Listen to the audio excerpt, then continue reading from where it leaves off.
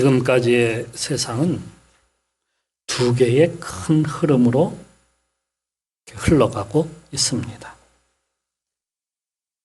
하나는 세속적인 그러한 흐름이고 다른 하나는 영적인 흐름입니다. 이 세속적인 흐름은 가인의 후예들, 그 후예들이 계속해서 쌓아가는 그러한 역사이고 다른 하나는 죽은 아벨 대신에 하나님께 주신 셋이라고 하는 아들의 후예들의 그러한 흐름입니다. 가인의 후예의 역사관은 탐욕과 약탈과 거짓과 배반, 이러한 어떻게 보면 사탄적인 그러한 세계관을 가지고 있습니다. 반면에 셋의 역사관은 하나님 중심으로 하는 자유와 진리 그리고 사랑과 정의를 가진 기독교 역사관, 세계관이라고 이렇게 말씀드릴 수가 있습니다. 이 흐름이 중세에 가게 되면은 어떻게 변하면 종교개혁과 사회개혁으로 이렇게 나누어지게 됩니다. 종교개혁은 마틴 루터와 존 칼뱅 이런 분들에 의해서 계속해서 이어져 가고 있죠. 마틴 루터는 그 독일을 중심으로 하는 그러한 교회를 세웠고요. 칼뱅은 프랑스와 스위스를 중심으로 하는 그러한 그 나라들을 중심으로 해서 이렇게 종교개혁이 퍼져나가게 됩니다. 칼뱅은 장로교회를 갖다가 세웁니다. 장로교회. 우리가 믿는 장로교회는 요한 칼뱅에 의해서 이렇게 만들어진 종교개혁으로 이루어진 교회입니다. 이 교회는 네덜란드에 영향을 주게 되는데요. 네덜란드는 이러한 것을 바탕으로 암스테르담을 갖다가 자유무역 도시로 만들어 갑니다. 이게 자본주의 시장 경제의 시작이에요. 사회개혁운동은 인간 이성의 중심을 두고 이렇게 르네상스, 계몽주의 등등을 해서 인간 이성의 자유를 갖다가 얻는 그러한 것으로 자꾸 만들어 갑니다. 그러니까 하나님을 버리고 인간이 중심으로 세워져야 된다 하는 그러한 중심 사상이에요. 그것이 헤겔 그리고 엥겔스, 마르크스 이들에 의해서 사회주의, 공산주의가 탄생하게 됩니다. 공산주의는 이 사회주의는 어떻게 인간을 갖다가 통제할 수 있느냐에 중심을 두고 있어요. 인간을 통제할 수 있는 길, 그걸 찾는 거예요. 이게 동양의 유교와 아주 비슷합니다. 어떻게 하면 국가를 갖다가 잘 통제할 수 있을까? 국가를 어떻게 잘 통치할 수 있을까? 하는 게 유교 사상이에요. 유교는 다른 거 아니에요. 통치의 원리예요. 1392년 시작된 조선은 유교라고 하는 종교이기도 하고 혹은 이념이기도 한 이 사상을 갖다가 국가 통치 이념으로 세우게 됩니다. 이것은 왕과 주의 신하들이 나라를 갖다가 통치하는 방식이에요. 왕과 신하들. 전에는 왕이 있었는데 이제는 신하들의 나라를 만들어져. 그래서 왕과 신하가 함께 만들어가는 세상. 멋져 보이죠? 근데 이게 소위 엘리트를 중심으로 하는 세상이에요. 엘리트들이라고 하는 것은 뭐냐면 양반이라고 하는 양반. 그러니까 군자의 나라. 군자의 나라를 만드는 거예요. 그럼 나머지는 뭐냐? 군자가 있으면 누가 있어요? 소인이죠. 백성은 소인이에요. 군자는 잘 배운 그러한 사람들이, 많이 배운 사람들. 그래서 세상의 이치를 아는 사람들. 그런데 소위는 누구냐? 백성들의 일반 백성들. 학식이 없고 배움이 없는 그러한 사람들. 그 사람들은 지배를 받는 그러한 구조입니다.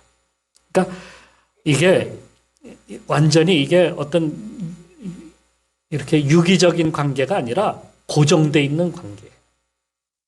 그래서 아래에서 위로 올라갈 수가 없어요. 그 틀이 깨어지는 것을 원치 않아요. 그래서 장사하는 사람들이 돈 벌어가지고 부자가 되는 걸 원치 않아요. 부자가 되면 어떻게 해요? 힘을 얻고 권력을 얻게 되니까. 그래서 싫어해요. 힘을 쓰거나 물건을 만들어 파는 장사치들. 그러한 사람들이 있는 그것을 굉장히 싫어하는 나라. 자기들 외에는 모두가 어떻게 돼? 가난해야 돼. 그래야 통치가 가능한 거예요. 권력과 부는 지배 계층만 누리도록 돼 있어요. 모든 땅은 다 누가 차지하는 거예요? 권력을 가진 사람들이 다 차지해요. 일반 백성들은 그냥 그 사람들의 땅을 갖다가 가져다가 소장농하는 거예요. 그러니까 거기서 나오는 것을 다 누구에게 바치는 거예요? 다 가진 자들에게 바치는 거예요.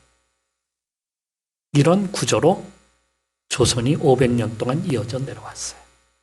그러다 보니까 세상에서 가장 가난한 나라가 조선이었어요. 1909년 한일 합방이 이루어지기 전 해인 1909년에 조선말, 그러니까 우리의 조선이 국가 총 생산량이 얼만큼 되냐면 6달러에 불과했어요. 전체 우리나라가 벌어들이는 돈이 6달러예요. 그래서 세계에서 가장 가난한 나라예요. 이런 구조가 어디에서 나타났냐면 그 대원군의 세국 정책에서 잘 보여주고 있어요. 외국 군대가 들어왔고 통상을 하게 되면 어떻게 되냐면 자기들의 구조가 다 깨지는 거야. 이 권력 구조가 다 깨지는 거야. 그걸 못하게 하는 거야. 국민들이 깨어나게 되면 어떻게 돼요? 이게 권력 구조가 바뀌는 거죠. 이걸 못하게. 요걸 따라하는 나라가 있죠. 북한. 북한이 딱 그렇게 그걸 배우고 그걸 따라하는 거예요. 거기서 못 벗어나. 그런데 말입니다. 기독교가 한반도에 들어오기 시작하면서 달라지기 시작했어요. 교회가 세워지고 하나님을 믿는 사람들이 자꾸 나오면서 자유사상이 그 속에서 움터나오기 시작했어요. 자유롭게 장사해서 돈을 벌어서 부자가 될 수 있고 누구든지 잘 살 수 있는 나라, 잘 살 수 있는 사람, 잘 살 수 있는 그러한 것이 되는 것. 그것이 기독교가 가지고 있는 정신이에요. 사상이에요. 그래서 해방이 되고 6.25가 터지기 전까지 우리나라 총생산이 얼만큼 도달했냐면 3,000달러에 도달했어요. 그러다가 전쟁이 일어나면서 그것마저도 폭삭 다 없어졌죠. 북한 이 공산당이 남한을 침공한 전쟁이 6.25죠. 소련이 세운 김일성이 북한 전역을 갖다가 다 공산화합니다. 그리고 남한까지 공산화시키기 위하여 남침을 시도한 것이죠. 당시 남한에서는 두 세력이 존재하고 있었어요. 어떤 세력이냐면 하나는 이승만 대통령을 중심으로 미국과 같은 자유민주주의 국가를 갖다가 세워나가야 되겠다. 이게 어디에 바탕을 둔 거예요? 기독교 정신으로 바탕을 두고 그것을 향해서 가야 된다 하는 사람이 있고요. 또 한쪽이 있었는데 저 소련 공산당을 갖다가 이 사회주의 국가를 갖다가 중심으로 해서 우리가 나가야 된다 해서 그것을 쫓아가는 사람들이 있었어요. 이게 독립운동에서도 이 두 세력이 계속 부딪혀 왔어요. 그런데 누구하고 더 가까웠냐면 아무래도 가까이 있는 사람들, 가까이 가까이서 독립운동을 하는 사람들, 저 미국에서 독립운동하는 사람들이 아니라 가까이서 하는 사람들을 쫓아가게 돼 있죠. 그러니까 많은 사람들이 소련 공산주의, 사회주의 이념을 갖다가 따르려고 하는 사람들이 많았다 하는 거예요. 그러니까 이들이 자유민주 정부를 갖다가 세워지는 것을 적극적으로 반대하는 거예요. 그래서 매일 싸우고 시위하고 혼란이 얼마나 거듭했는지 몰라요. 전평이라는 것이 있었는데요. 전국 노동자 평의회. 이 전평은 전국의 사업체를 갖다가 이들이 다 장악을 하고 있었어요. 그런데 이들이 무엇을 따라가냐? 우리는 공산주의를 따라간다. 그리고 8시간 노동제를 갖다가 실시하자. 또 한 가지 주장한 거. 최저임금제를 갖다가 실시하자. 이걸 그때서부터 주장을 해왔어요. 자, 그때의 그 미 군정이 국민들을 대상으로 해가지고 설문조사를 했어요. 이 나라가 어디로 가면 좋겠느냐. 설문조사를 했더니 그 중에 77%에 해당하는 사람들이 우리는 소련의 사회주의를 쫓아가자. 그러면 자유민주주의 국가를 세우자 하는 사람들은 얼마냐? 14%에 불과했어요. 그러니까 대부분 사람들이 다 무엇을 쫓아가자는 거예요? 저 소련을 쫓아가자. 소련을 닮아가자.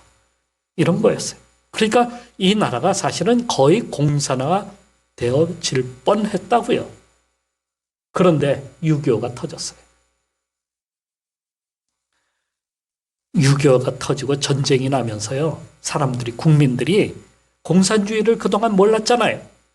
이제 비로소 깨달은 거예요. 아, 공산주의는 폭력적이구나. 공산주의는 모든 것을 다 빼앗아가는구나. 전쟁을 통해서 몸소 비로소 깨닫게 된 거예요. 그래서 6.25 전쟁은 우리의 민족에게는 굉장한 불행한 일이었지만은 한편으로는 분명한 체제가 이렇게 자리 잡은 거예요. 우리는 자유대한민국, 자유민주주의 나라를 갖다가 건설해야 된다 하는 것이 그때 확고하게 자리를 잡게 되었다 하는 것입니다. 당시에 북한의 공산화 되기 전에는 많은 사람들이 기독교, 교회를 거의 다 모든 사람들이 교회를 다녔어요. 북한의 평양이 90%가 교회를 다녔으니까. 그런데 공산화되면서 이 사람들이 교회가 다 문을 닫게 되죠. 거기다가 또 장사하는 사람들이 다 장사하는 모든 것들을 사유재산이 인정이 안 되니까 다 빼앗겨 버렸어요. 그러니까 이 사람들이 자유민주주의를 향해서 나왔어요. 그래서 남한으로 얼만큼의 사람? 140만 이상이. 한 500만까지도 봐요. 그 사람들이 다 남쪽으로 다 내려왔어요. 어떤 사람들? 기독교인들. 장사하는 사람들. 이런 사람들이 다 내려왔어요. 그런데 또 월북한 사람들도 많아요. 월북한 사람들이 얼만큼 되냐면 약 10만의 사람들이 월북했어요. 자진 월북했어요. 그 사람들은 어떤 사람들이냐? 대부분 나는 배웠다 하는 지식인들. 주로 대학 교수들이 많았어요. 이 사람들은 이 나라가 배운 사람들이 나라를 갖다가 운영해야 된다. 이렇게 생각하는 거예요. 아니, 좀 배웠다고 이런 사람들이 생각하기를 뭐 돈이 좀 있다고 지들이 거들먹거리면 얼마나 거들먹거려. 장사하는 사람들을 아주 싫어하는 거예요. 사업하는 사람들을 아주 싫어하는 거예요. 이 사람들은 북한으로 다 가버렸어요. 그러니까 지식인들이 나라를 통치해야 된다. 이렇게 생각하는 사람들이다. 이들이 북한에 가서 이제 북한 경제를 세웠는데 딱 거기까지. 북한 체제에서 일어날 수 있겠어요? 60년대에서 딱 머물고 말았어요. 자, 여기서 중요한 것이 있습니다. 남한은 교회가 굳게 세워지게 됐어요. 북한에서 내려온 그 기독교인들, 이 사람들이 사실은 남한보다 북한이 더 기독교인이 더 많았어요. 북한에서 기독교인들이 남한으로 내려왔으니 교회가 얼마나 많아졌겠어요. 막 너도 나도 교회로 가기 시작합니다. 남한의 기독교가 그래서 세계적인 기독교가 될 수 있었던 것은 그런 이유예요. 100만 이상이 막 모이는 집회가 막 일어나고요. 성령 운동, 성령 복음 운동이 막 여기저기서 막 일어났어요. 부흥회가 막 여기저기서 일어나고. 그리고 나서 그 막 교회가 부흥하기 시작하니까 선교사를 세계 곳곳으로 막 보내기 시작합니다. 그래서 우리나라가 선교사를 미국 다음으로 제일 많이 보내는 교회가 됐어요. 얼마나 대단한 교회가 됐는지 몰라요. 너도나도 하나님께서 돈을 주시면, 복을 주시면 전부 어디다가 선교하는 데다 막 쏟아붓기 시작했어요. 교회가 부흥하니까 자유주의 사상이, 자유경제 사상이, 그리고 민주주의 사상이 막 퍼져나가기 시작하는 겁니다. 그래서 선진국 대열에 이제는 들어서게 된 것이에요. 그런데 말입니다. 사회주의를 추종하는 세력들이 다 북한으로 갔으면 좋을 뻔했는데 다 가지 않았어요. 남은 사람들이 있었어요.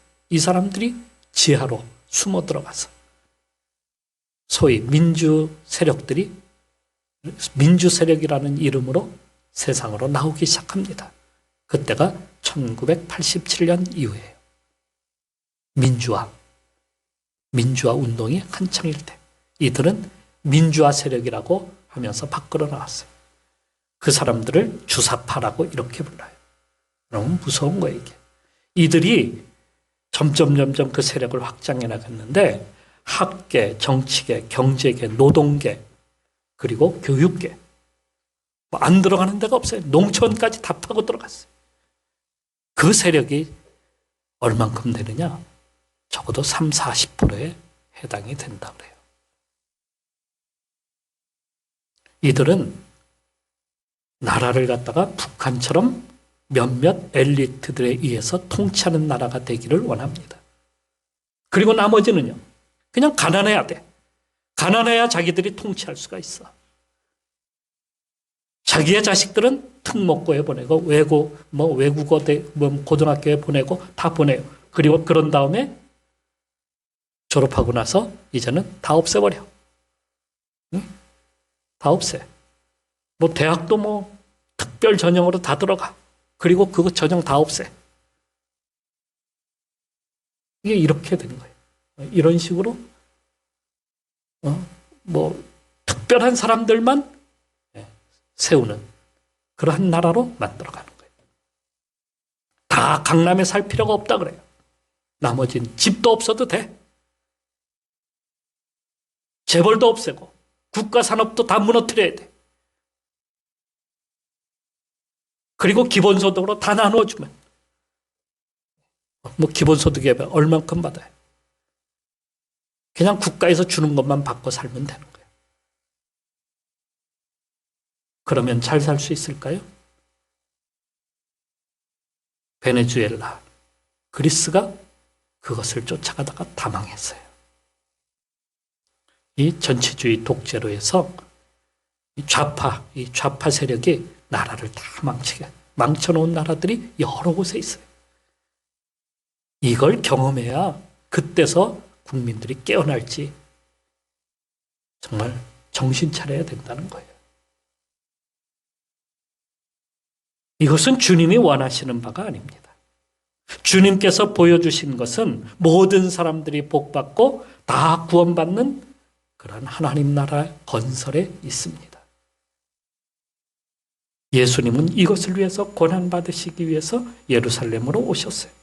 와서 보니까 예루살렘 사회가 몇몇 엘리트들에 의해서 움직이고 있었다는 사실이에요. 그 엘리트들이라고 하는 사람들이 누구냐? 성경에는 바리새인들 그리고 사두개인들이 있어요. 그들이 연합해서 또 만든 공의회라고 하는 것이 있어요. 나머지는 다 그것을 따르지 않으면 다 뭐가 돼? 죄인이 되는 거예요. 죄인 취급받아. 바리새인들은 자신들만이 의롭다라고 여기는 그러한 사람들이에요. 자신들은 손 하나 까딱하지 않으면서 남에게는 무거운 짐을 지게 만드는 사람들이라. 그들은 남을 돕는 척하면서도 뒤로는 물질을 탐하는 그러한 자들이라고 주님께서는 책망하고 계십니다.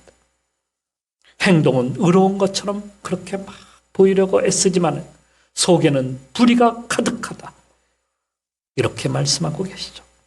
겉으로는 신앙생활을 잘하고 11조도 잘 내는 것처럼 보이지만 불의한 일과 그리고 의롭지 못한 11조를 하나님 앞에 드린다는 거예요. 그들은 정직하게 돈을 벌어서 부자가 된 것처럼 보이려고 하지만 그러면서도 세례를 보면 불의한 자, 죄인 이렇게 아예 프레임을 갖다가 만들어 놓았어요. 예수님은 이런 바리새인들의 외식을 아주 싫어하시고 질타하셨습니다. 자신들도 천국에 가지 못하면서 남까지도 백성들을 100배 이상 천국에 가지 못하도록 만드는 그러한 자들이라는 겁니다. 사두개인들은 정치와 결탁한 자들이었어요. 권력을 얻기 위해서 그들은 애를 썼습니다. 로마 정부와 결탁을 하여서 공의회를 갖다가 최고의 의결기관으로 만들어서 거기에 모든 권력과 이권을 갖다가 다 그들이 차지하고 있었어요. 종교와 정치가 결탁하면 어떤 결과가 될까요? 어떻게 될까요? 종교는 종교 재판을 마음대로 할 수 있어요. 그리고 정치는 종교의 그 깨끗함을 갖다가 얻는 겁니다. 뭘 하든지 불의가 없어요. 자기네가 깨끗해. 그래서 예수님은 성전에 가셔서 성전에 그 장사하는 모든 것들을 다 엎어버리셨다. 이렇게 성경은 말씀하고 있죠. 그러니 이들이 모두 예수님을 어떻게 했겠어요? 아주 싫어하고 예수님을 죽이고자 했던 겁니다. 왜냐하면 자신들이 쌓아 올려왔던 그동안 모든 그러한 제도들, 모든 권력들 여기에 도전한다라고 생각을 하는 거예요. 이걸 파괴한다라고 생각하는 거예요. 자기의 자리들이 없어질까 봐 예수님을 그렇게 미워하고 싫어했어요. 그래서 예수님을 이단으로 몰아서 죽이려고 그렇게 모의를 했던 겁니다. 백성들은 이들의 선동에 쉽게 넘어가는 자들이었어요. 주님은 이런 자들을 향해서 이렇게 말씀하십니다. 너희가 무엇을 보려고 광야에 나갔더냐?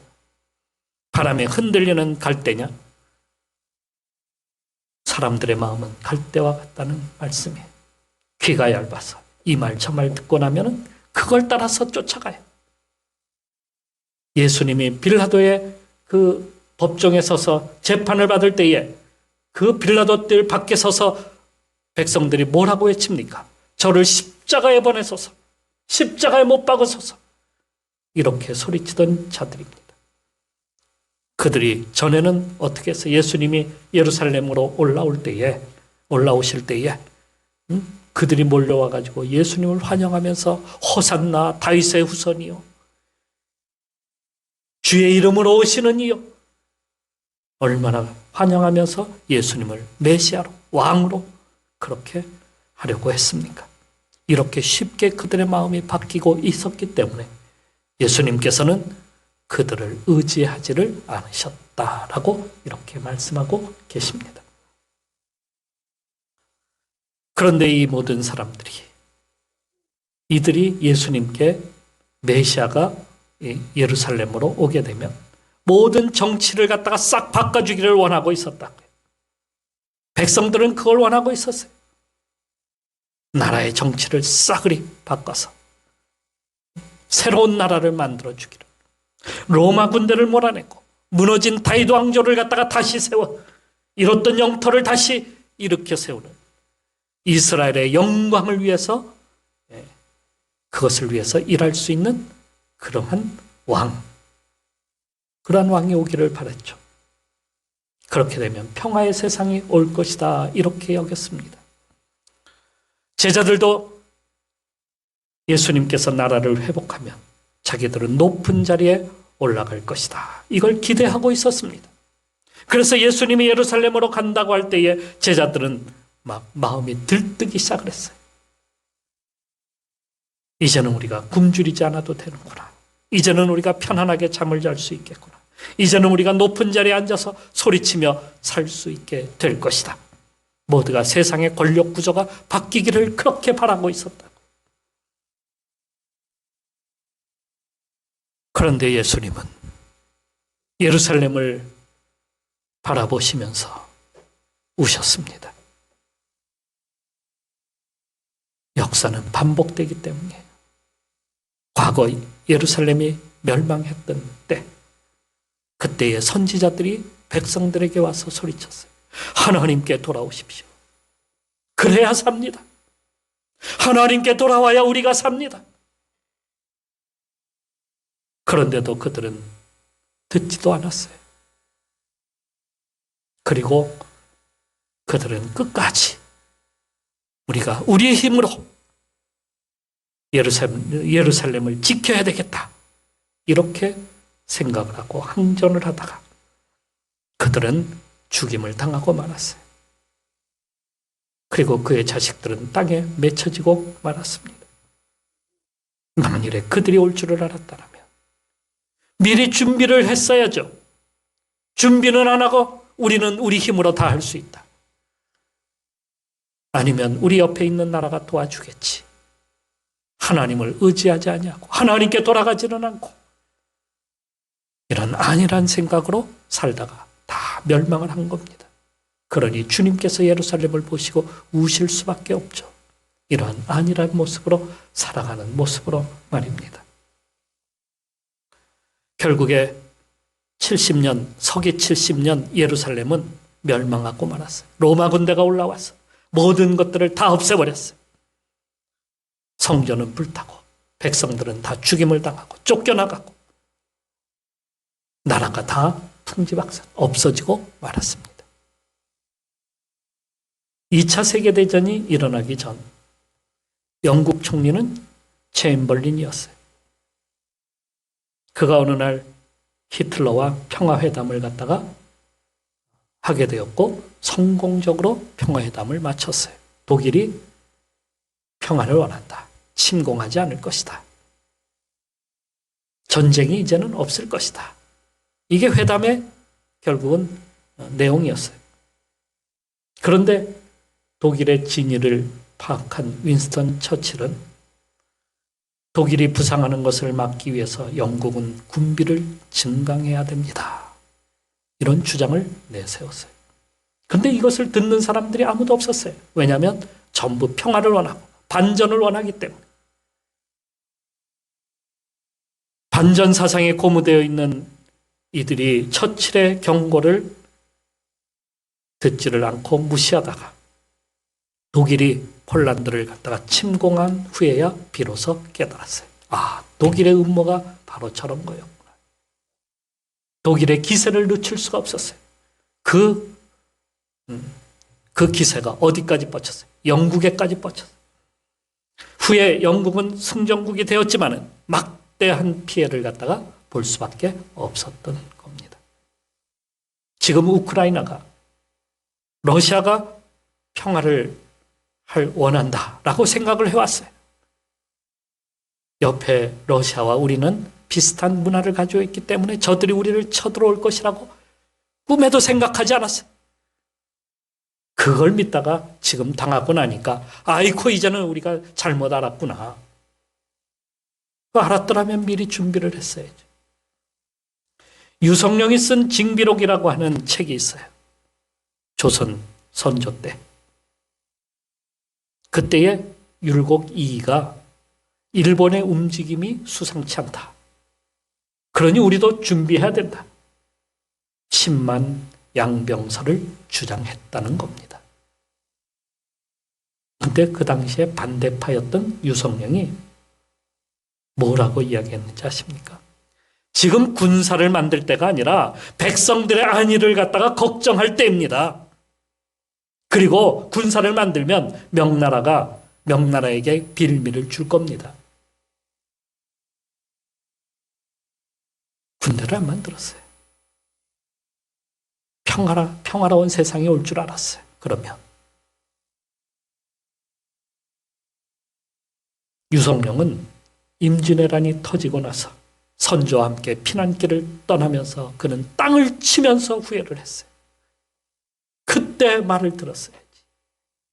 10년 전에 10만 양병설을 갖다가 그것을 듣고 군사를 양병했으면 오늘날 이런 일을 겪지 않아도 되는데.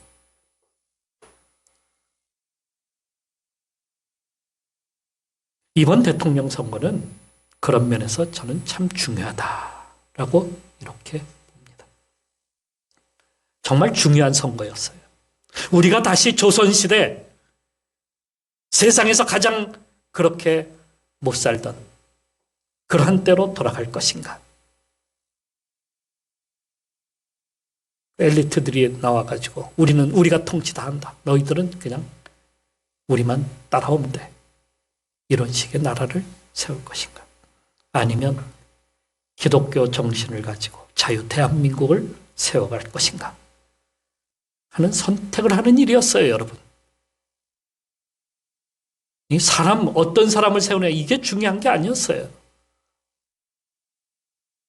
우리 눈에는 보이지 않는 그러한 영적 전쟁이 우리 속에 우리에게 있었다는 사실을 우리는 알아야 합니다. 사탄은 우리를 하나님 앞으로 나가지 못하게 만들고 우리를 노예가 되게 만드는 거예요. 세상의 노예가 되게 만드는 거예요. 하나님은 힘으로 사람과 국가를 정복하라고 하지 않으십니다. 복음과 사랑으로, 섬김으로 세상에 하나님 나라가 세워지기를 바라고 계시는 것이죠. 그걸 위해서 우리에게 기회를 다시 주시는 겁니다. 이에 교회가 다시 일어나야 된다는 거예요. 우리 교회가 다시 일어나야 돼요. 선교가 다시 일어나고 전도가 다시 시작이 돼야 됩니다. 여기저기서 기도 소리가 끊이지 아니하고 계속해서 일어나야 돼요. 이렇게 우리가 주님 앞으로 돌아갈 때에 비로소 부흥의 역사가 시작이 되는 겁니다. 교회가 부흥하게 되면 국가도 부흥하는, 가정의 평화가 임하는 거예요. 그리고 우리 나라는 세상에 선교사를 갖다가 보내야 돼요. 여기저기 보내요. 그동안 무너졌던 선교를 갖다가 다시 일으켜 세워야 될 임무가 우리에게 주어졌다는 사실이에요. 이게 지금 우리나라에 주신 사명이에요. 이 나라를 선진국으로 성장하게 해주신 것은 이 나라가 복음 왕국이 되도록 그렇게 만들어 주시는 거라고요. 선교 왕국이 되게 만들어 주시고자 하나님께서 우리에게 주시는 그러한 복이에요. 그걸 우리가 알고 주님 앞으로 돌아가야 됩니다. 하나님의 구원과 복이 온 세상으로 퍼져나가기를, 가득 차게 되기를 주님이 원하고 계시는 거예요. 이게 주님의 꿈이에요. 이 꿈을 우리가 이루어 가야 되는 거예요. 그걸 위해서 주님께서 예루살렘으로 오르셔서 십자가에 못 박히신 겁니다. 자, 우리에게 주신 사명을 위해서 오늘 우리는 다시 힘을 얻어야 되겠습니다. 주님이 주시는 힘을 얻고 믿음의 나라로, 하나님이 주신 복의 나라로, 그래서 온 세상에 복음을 전하는, 온 세상에 선교사를 계속해서 보내고 지원하는 선교국가, 이걸 건설하기 위해서 오늘 우리가 그 사명을 위해서 부름을 받고 오늘도 이곳에 오게 되었다는 사실을 우리는 알고 다시 한번 이 시대에 하나님께서 이 시대를 부흥케 하시기 위해서 주신 이 놀라운 은혜를 우리가 깨닫고 오늘도 이 일을 위해서 사명을 감당해 나가는 성도로 나가시기를 주님의 이름으로 축원합니다. 기도하겠습니다.